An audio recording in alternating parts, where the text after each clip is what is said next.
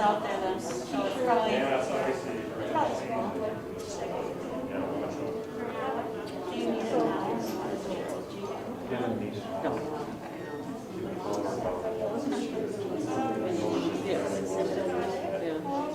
Yeah, so she's in the nursing home, but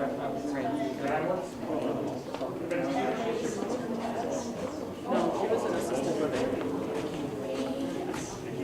in various different apartments. I moved her in there in November, so she was on her third apartment.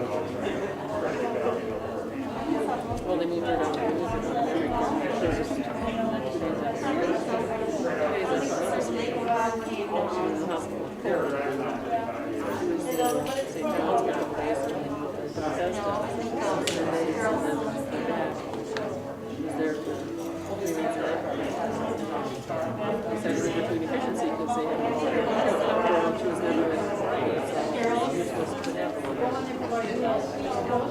Oh yeah, but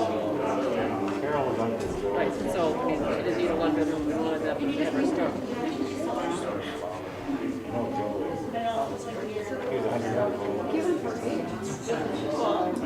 yeah, And they said she was thriving, she was healthy. But then when she moved out, then they had to interact with them, and I'm like,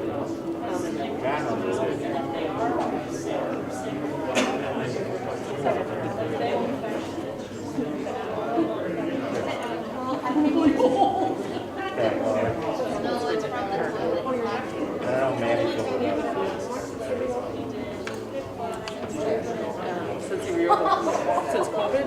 I told her I got a $50 gift certificate, but they only have takeout. Did you sign them? And now we don't have any better living on that side of town. it's required. You're not allowed to take it. Let's keep getting one of the other rooms downstairs.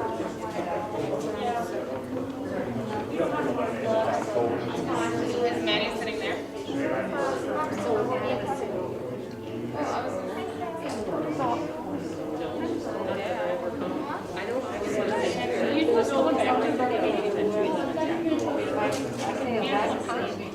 Are you guys, I mean, start packing Monday?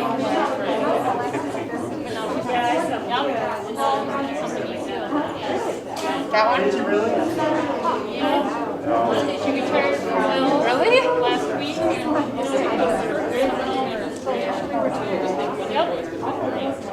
You got that one.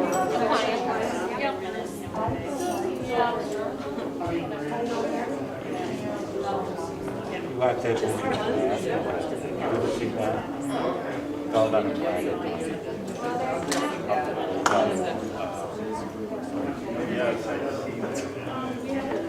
I've seen it before, but like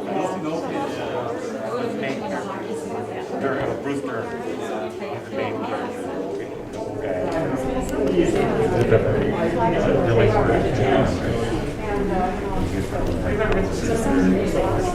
Makes you want to really.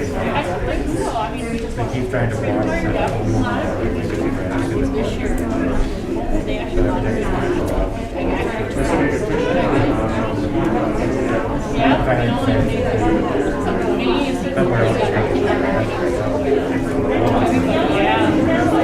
small towns.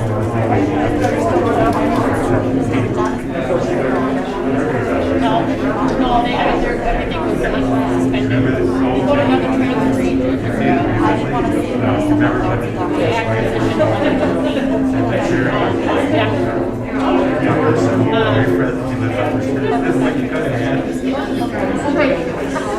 there's a lot of like that. And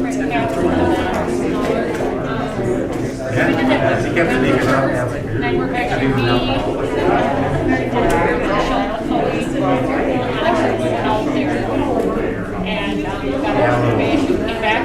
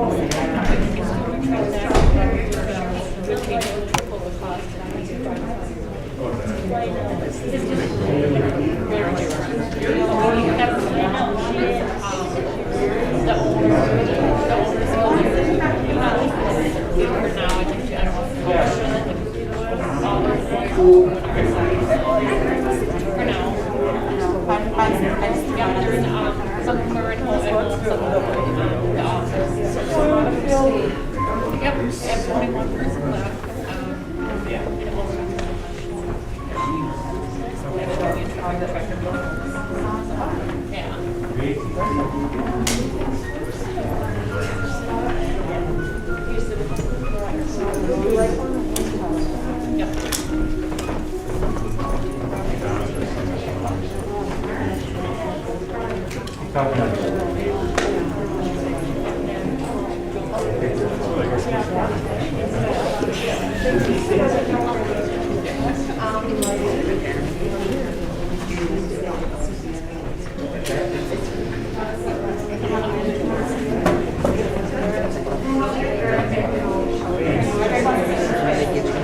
I think it's gonna start soon.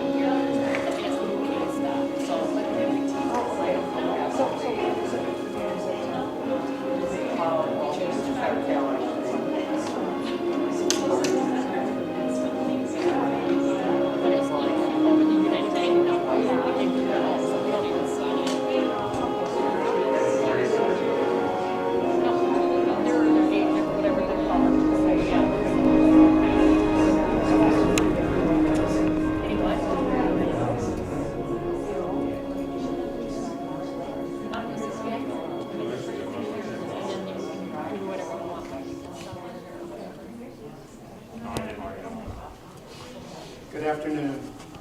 My name is Jeff Charlton. Tell you a little bit about myself. I've had many careers in my life. Some of the family know this. Susie worked at Wells Fargo. I worked at Wells Fargo. I am an ordained minister. I'm also a funeral director. And I always like to say as well, you know, the words in funeral, what's the first three letters? Fun. And if you add an E to the R-A-L, fun and real. You know, and I think today what we're going to be about is celebrating really a joyous life and a fun-filled life. You'll hear that when I read the biography that the family, you know, has asked me to read in a few minutes. But you know that better than I. You know, you were around her. I was around her a couple times, believe it or not. My spouse and I, we have a pipe organ in our home. And Susie and Donna and their moms all came down. That was just the family people, right? I don't want to leave anybody out. Okay. Because we were talking about, and I don't remember, if you told me it's 10 years ago, I'd say, okay, fine. If you told me it was 6 years ago, it's fine. I'm not good with that part, like how long ago it was. But I know they were there. And we had a wonderful time. And we, you know, played the organ. I'm sure we had food. I don't remember now if we had a meal or... Oh, yes. Oh, yes. There's always food. She would know with Dorothy. And with Jean. And with Jean. And it's kind of hard to think of one without thinking of the other. So I hope today, as we remember and celebrate her life, that you know your own memories come forward as well. That you're willing to share, and I'll ask in a little while if anybody wants to come forward. Even if you don't feel comfortable, I know sometimes coming forward to speak is not comfortable. If you want to say something and you're not a real loud speaker, I will come and bring the mic to you. And if you want to say something about Dorothy and her life, you're welcome to do so, or story, or whatever you feel is appropriate. So we'll continue, and what's going to happen next is Donna's going to read a poem that Michelle had selected.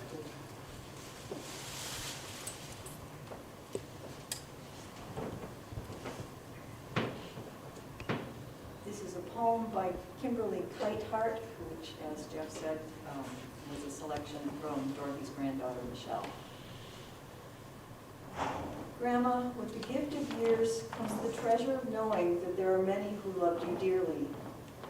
The memories you've made with us will last forever. The tenderness you've shared with us will never fade.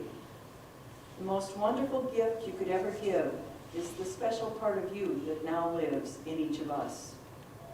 And the truth your love has taught us can only be strengthened by the gift of time. For where roots grow deep, memories grow forever.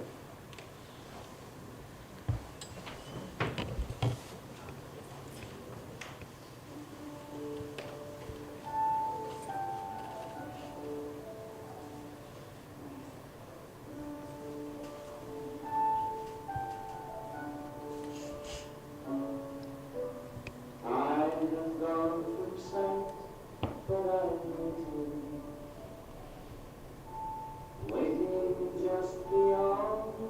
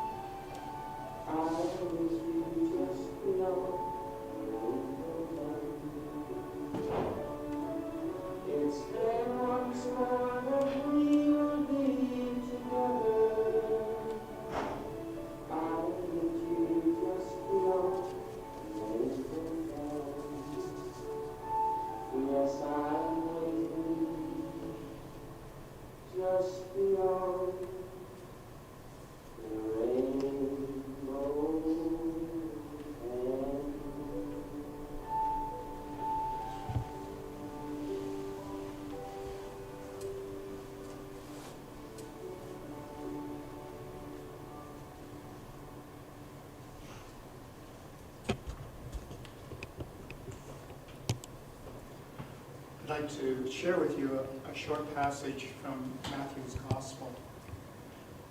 Come to me, all you who labor and are burdened, and I will give you rest. Take my yoke upon you and learn from me, for I am meek and humble of heart. And you will find rest for yourselves, for my yoke is easy and my burden light.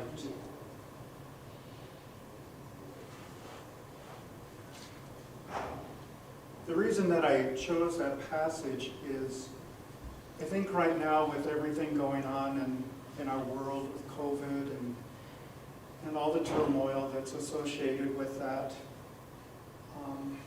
people out of jobs, people hurting, and we come today to, in a sense, remember Dorothy. Again, it's a loss. I know she wasn't young when she died, but it's still a loss. She's gone now. So we remember. Remember, and the memories give life as well. The other part about this passage is about the yoke, that when Jesus talks about the yoke. I didn't grow up in an agricultural farm or anything. My uncles were all farmers in Illinois, but I was a city boy in Indianapolis where I grew up. But I know the whole idea from my grandfather when he used to talk when they had horses and everything about the yoke. And the thing with the yoke that Jesus is talking about is there were always two animals. It was never one animal that drove through, the cart or the plow. And I think that's so symbolic of not only if you're a person of faith, if you're not a person of faith as well.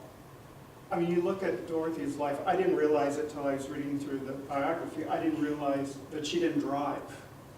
I didn't know that. And as I read through some of the stories, is the fact that, she wasn't alone probably for much of her life. When she went out, somebody had to take her. So there were always two. Sometimes it was Donna's mother, Jean. I'm sure at times it was the family, the boys, Susie. You took her out. Obviously she was married, and her husband would go out. But it's a fact that we don't do things alone.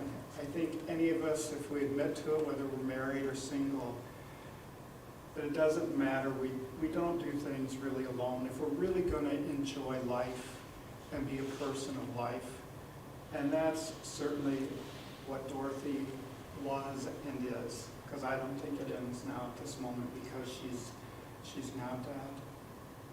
Life still goes on. Memories still go on. Celebrations still go on. Love still goes on. It doesn't end with her death. It just changes.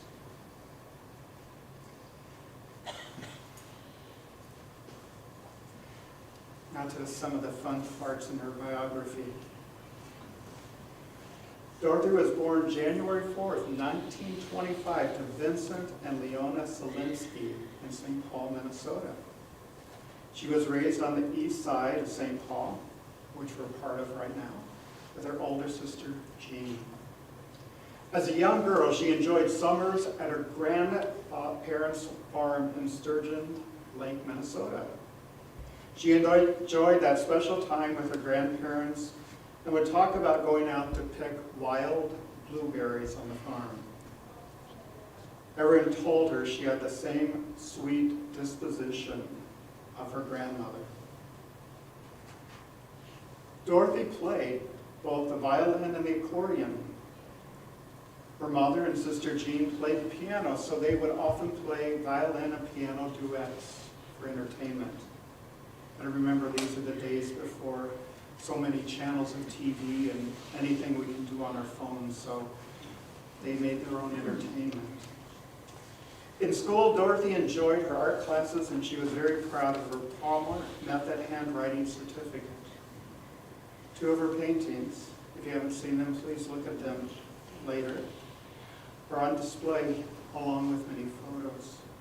She graduated from Johnson High School in 1943. After graduation, She worked at Art Craft Studios, developing film and hand-coloring portraits. She always enjoyed being artistic, and she continued that skill. She married Wilmer F. Swits on June 9, 1945, when he was home on leave from the Navy. After he was discharged from the Navy, the young couple lived with Dorothy's parents while Wilmer attended trade school. Dorothy continued working at Art Craft until Wilmer graduated from the trade school as an electrician and got a job at Northern States Power, which I think today would be Excel, right? They had 4 children. And I did ask Susie and maybe the boys if they know a history. I'm always curious, you know, you're all G's.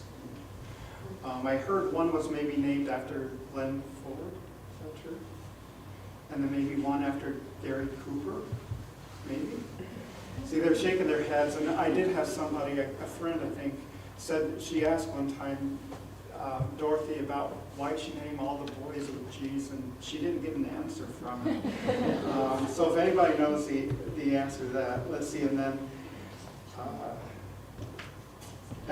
so I mentioned Gary, Glenn, I don't want to leave anybody out, Susie, of course, and Greg. I know Susie because she liked the name Suzanne, right? 4 grandchildren, and I'm out of luck on knowing why they were named this, but I said their beautiful names: Angela, Michelle, Alexis, and Joshua. And I think, let's see, I think that's even in there. Yeah, Dorothy always told people, I have 3 boys and 1 girl, and the opposite of grandchildren, 3 girls and 1 boy, and 1 each of great-grandchildren.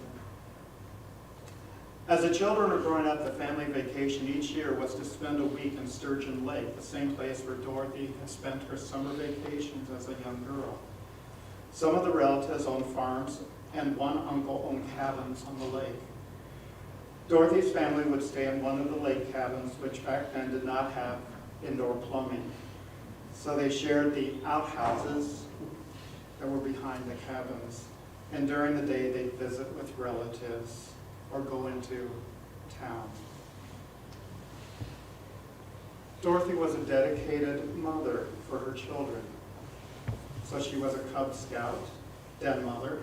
I remember that, I was a Cub Scout. And a Girl Scout troop leader. I was not a Girl Scout.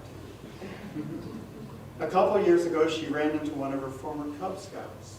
He was so happy to see her and hoped he'd see her again because he had recently seen a picture from that time that he wanted to share it with her. As a Girl Scout leader, she was able to use her creative artistic side to help her troop earn badges for a variety of crafts and skills. How many badges did you have, Susan? Do you remember? I don't know, but not all of them ever got sewn onto the wagon. Not all of them got sewn on, all right, fair enough. Dorothy enjoyed traveling, be it by plane, car, bus, or train. Have transportation, she's ready to go. She and Wilmer visited their sons Gary and his wife Cindy when they lived in Alaska. While there, Dorothy experienced many new outdoor adventures. She also got to visit them in Texas and Wyoming. Dorothy would join Susie on business trips to Las Vegas. That'll be a theme: Las Vegas, New Orleans, and New York City, where they attended Miss Saigon on Broadway and took a ferry to Ellis Island. Dorothy and her sister Jean traveled on a tour bus to Branson, Missouri, where they enjoyed a number of different musical arts and acts. When Dorothy visited cousins in Florida, she was very excited to get to ride around in a rented convertible. I can just see that. I really can just see her smiling and enjoying that. She traveled to California with daughter Susie, granddaughters Angie, Michelle, and Glenn's wife Kathy to see Disneyland and other California attractions. Dorothy took 2 trips to the Wisconsin Dells. She and Jean took Michelle and Molly, Jean's granddaughter, on the Amtrak, and then they took a bus home so they could stop in an Amish town. They visited a wax museum, visited Standing Rock to watch a dog jump, and swam at the hotel pool. Of course, back then, no water parks yet. Her second trip to the Dells was when Jean drove them with Alexis and Molly. She was a very good sport and did all the weird things that kids wanted to do, like go to the foam house and the Wonder Spot.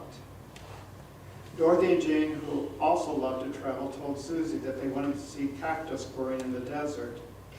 Can't you just do that at home? But anyway, you got to see this cactus in the desert. We saw him at the airport, so I asked if that was enough, but it wasn't for that, so. Very good. So Susie took them to Arizona for a few days to see different parts of the country.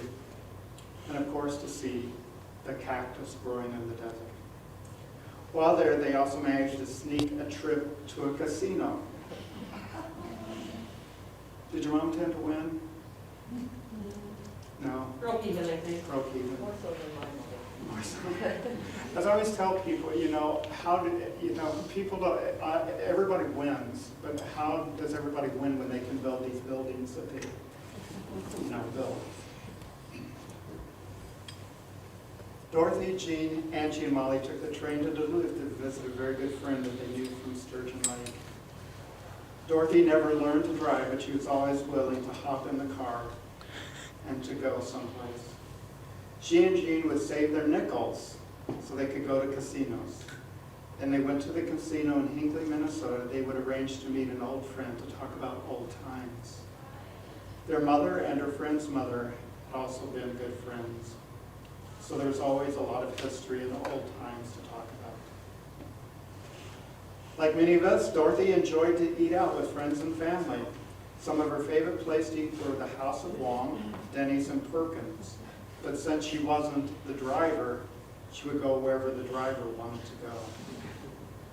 Fast food was also a treat for her, and she was especially fond of White Castle hamburgers. And again, if you don't know the area, there is one down on Rice Street as you head back into St. Paul if you want to celebrate Dorothy on the way home with the White Castle. And the caveat to that is she never liked to cook. She liked playing card games, board games, and doing jigsaw puzzles with her children, grandchildren, and her sister Jean. Up until about 2 years ago, she and Jean played cards every day. They didn't take it seriously and helped each if they misplayed or missed a good card when playing generally. After they each got married, Jean and Dorothy lived only 4 blocks apart, so they were often together. Jean would come to Dorothy's house, and later the apartment Dorothy got right next door to Jean, and they would watch Minnesota Twins baseball and Minnesota Wild hockey games. As a Christmas gift, in 2018, Dorothy was taken to a Wild hockey game where she was treated like a queen. She got a certificate and a puck for attending her first game and a customized jersey with Swits 93, of course her age, on the back. Alexis had a friend to make a few signs for Mom to hold, and Wild fans at the game talked with her and welcomed her to the game. A few people even sent their friends over to see the cute lady. She started collecting thimbles and then turned into collecting miniatures. She had a printer's tray filled with various miniatures. She remembered who gave them to her or where she had purchased them.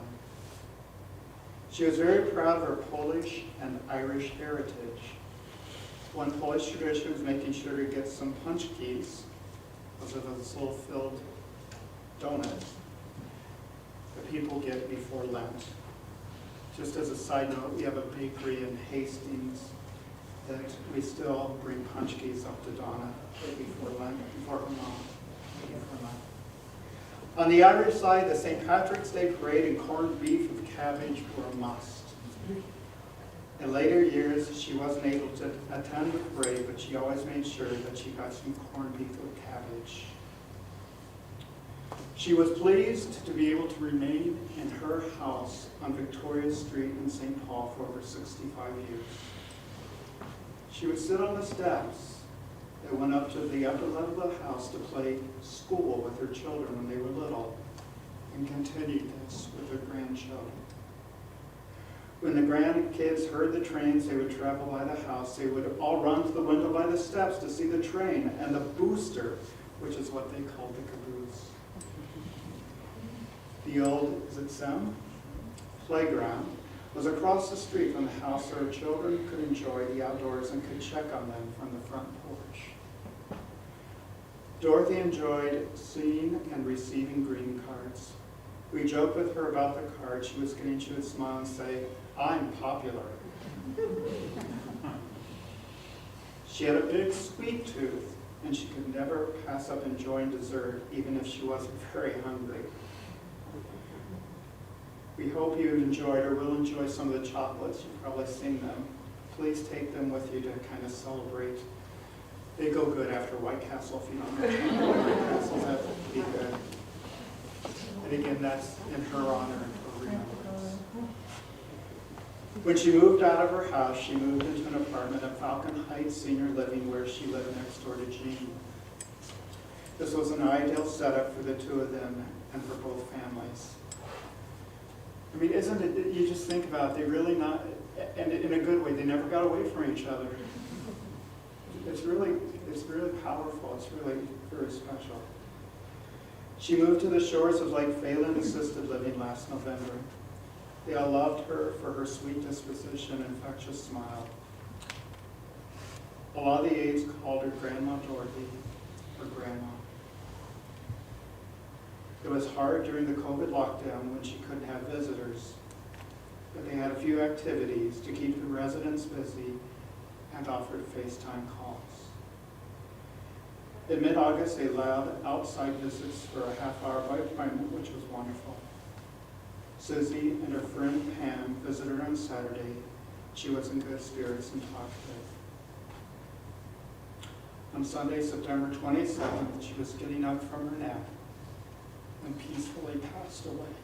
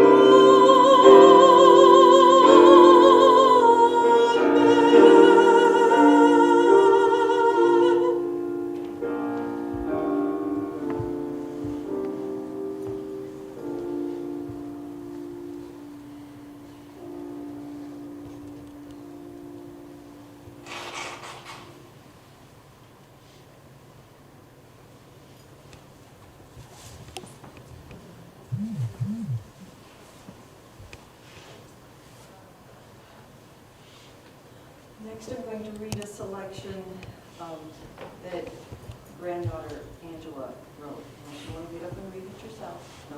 All right. Losing Grandma doesn't feel quite real yet. She has always been there, a comfort, a part of my life. Even in years past, with busy lives where months have gone by in between visits, I knew she was there. All of us have so many wonderful and everyday memories of her. Recently, our visits have been limited to 30 minutes, outdoors, by appointment, with a mask, and no touching or hugging her goodbye. But she would always wave and blow us a kiss. In the past few years, visits have included doing some things like making her freezer meals, playing gin rummy, and painting her nails, as long as it was a light pink. If you showed her a bold color or a color other than pink, she would just wrinkle up her nose at you. Michelle was much better at that than me, but I gave it a try several times. I was really surprised last December when Grandma let Michelle paint them red and put a snowman on her ring finger, way out of her comfort zone. It's been hard not being able to call Grandma on the phone to say hi and check in over the past, well, more than a year. I got a good laugh a few years ago when I called her to chat and said, "Hi Grandma, it's Angie." She thought I said Alexis and couldn't hear me correct her. She went on to tell several stories and then said, "Your dad just walked in, so I'll let you talk to him." Then handed the phone to Greg.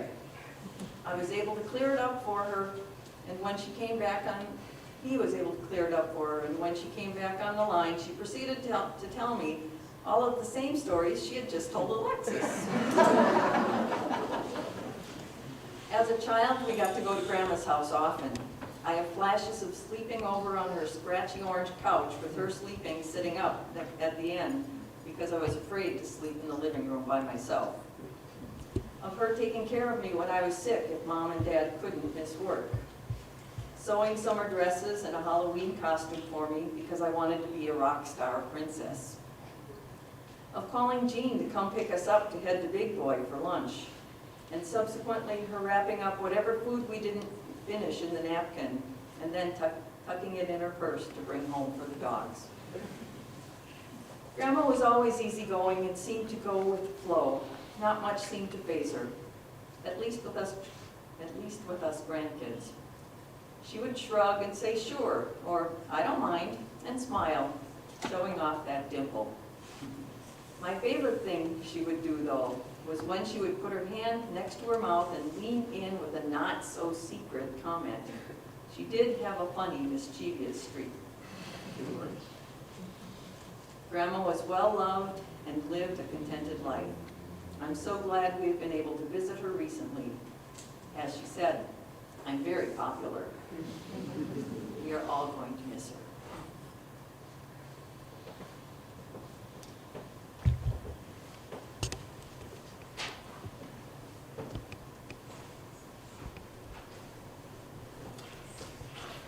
Now here's your chance if anyone would like to share a story. I know, from doing funerals and officiating them, this can kind of be like, oh, I don't know if I should get up. Why should I say something? Again, if you're comfortable, feel free to do so. If you want me to bring the mic to you, I'll be more than happy to do so. And we'll give a few moments, and if nobody wants to come forward, that's fine as well.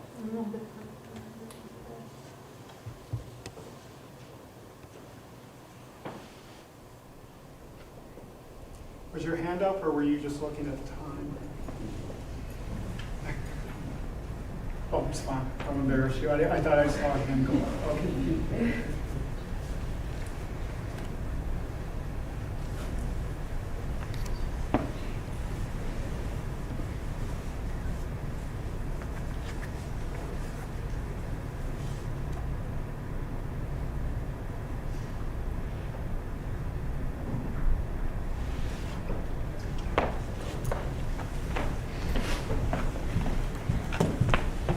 Good. It's Pam, right? Yes. Thank you.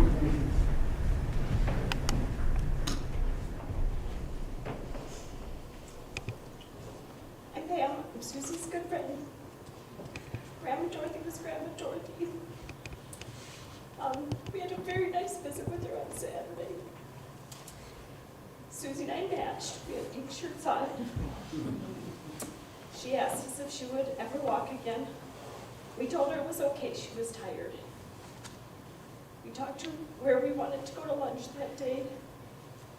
She was very happy. The Grandma Dorothy, even though I was not a Swits, she was a grandma to my family. My daughter Thea was born 2 weeks after Susie's dad died, so Grandma Dorothy took care of Thea just like she took care of her real children. We'd call, and Grandma Dorothy would be ready to be picked up to take care of Thea with her runny nose, chicken pox, anything that we needed, Grandma Dorothy was there. She'll be truly missed. And I think she's in a good place too, with a lot of people helping her. And she's watching all you guys. So she was a very special lady. She'll always be Grandma Dorothy.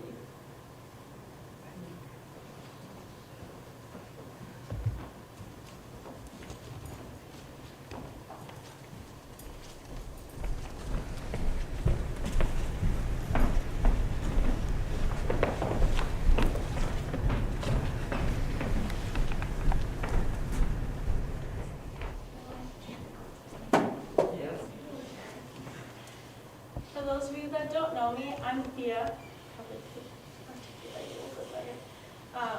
Like my mom had just said, she was my grandma just as much as my real grandma. Sorry. Thank you.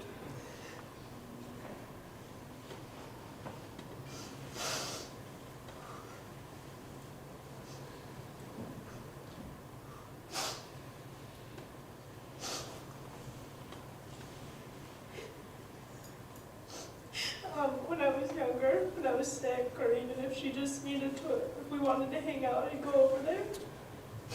We played lots of Play-Doh. And she used her artistic abilities, and we would roll them into little meals. We would make like soups, and you name it, we made it out of Play-Doh. When she would come over to my house, I had a little kiddie table. And there's pictures of us curled up on these little tiny chairs that were much bigger for someone who's like 3 years or younger. We would roll the Play-Doh up. We did lots of puzzles. I remember the scratchy couch. I've sat on it a few times. But she always had a smile on her face. And she will always be Grandma Dorothy to me. She was always great grandma. When I would send her cards and stuff, it would be great grandma. Just that's who she was. She became that person for me from the day I was born. And I couldn't be more grateful for her and her cute little dimples. So we love her and we'll miss her a lot. I knew your mom did it because she got the brown eyes too, that was important. She didn't have them at all, or she. I know. The big brown eyes.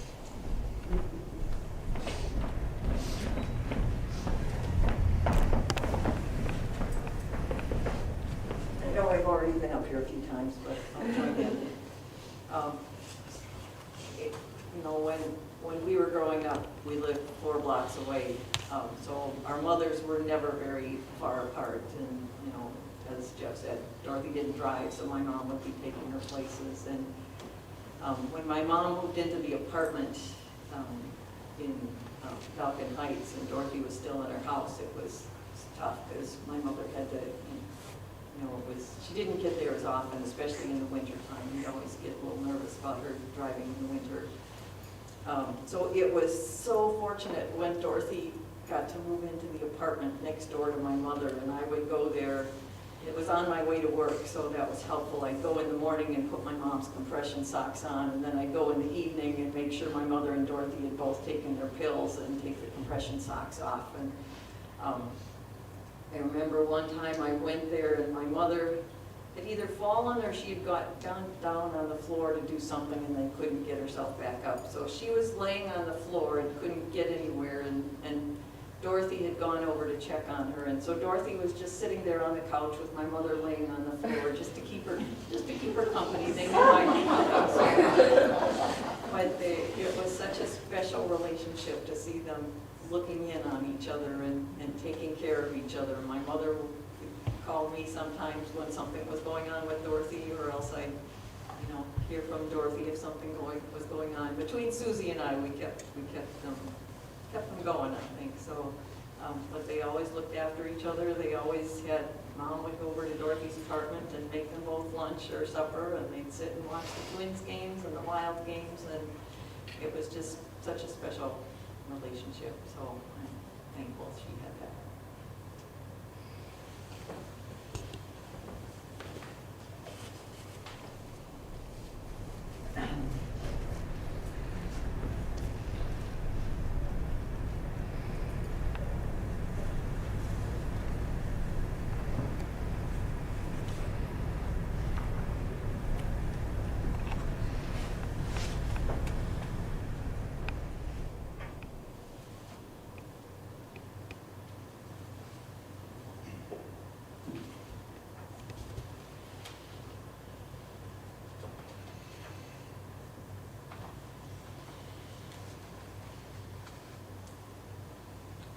Before we go our separate ways, let us take leave of our sister Dorothy. May our farewell express our affection for her. May it ease our sadness and strengthen our hope. One day we shall joyfully greet her again when love reunites us all.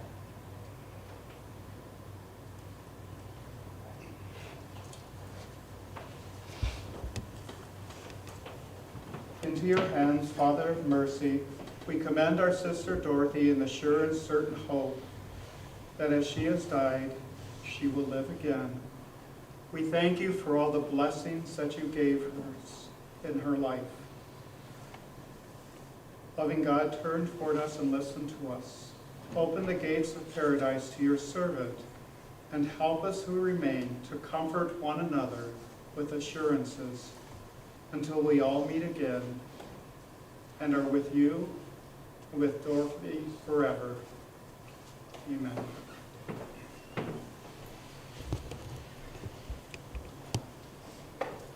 Now we have one last little gift to send Dorothy before we all go our separate ways.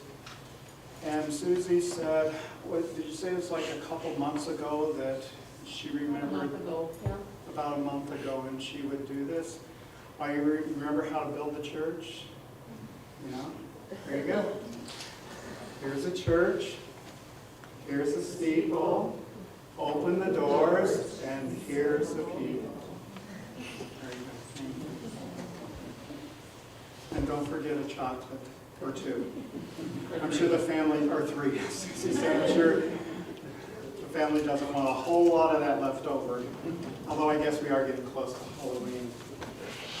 One funny story I do have to say that Susie shared, just again to share I think the good, we know she's gone, and it is sad, but just the good natured and the fact that you all know how to laugh even in the midst of sorrow, that when Susie went out to get the candy, I don't know which grandchild was, and they said, well, we know you bought chocolates, we hope you didn't buy the Halloween tombstone ones.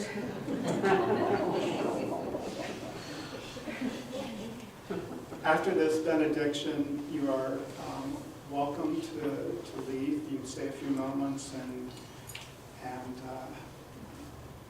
share memories with one another. The family and we will be heading to the cemetery to commit Dorothy to her final place of rest.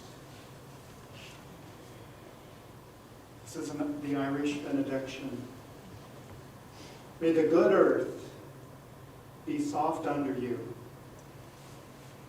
When you rest upon it, may it rest easy over you when, at the last, you lay out under it. And may it rest so lightly over you that your soul may be out from under it quickly and up, and off, and on its way to God.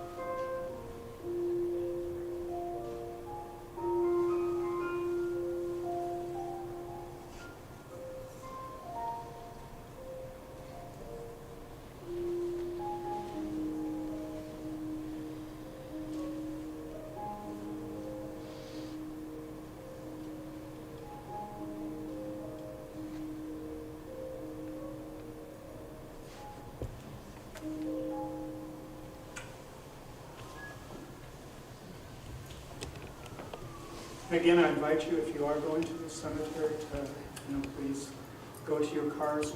There is no escort to the cemetery, so we'll all be meeting there at the front gate, and then the cemetery personnel will take us to the gravesite. Thank you again for being here.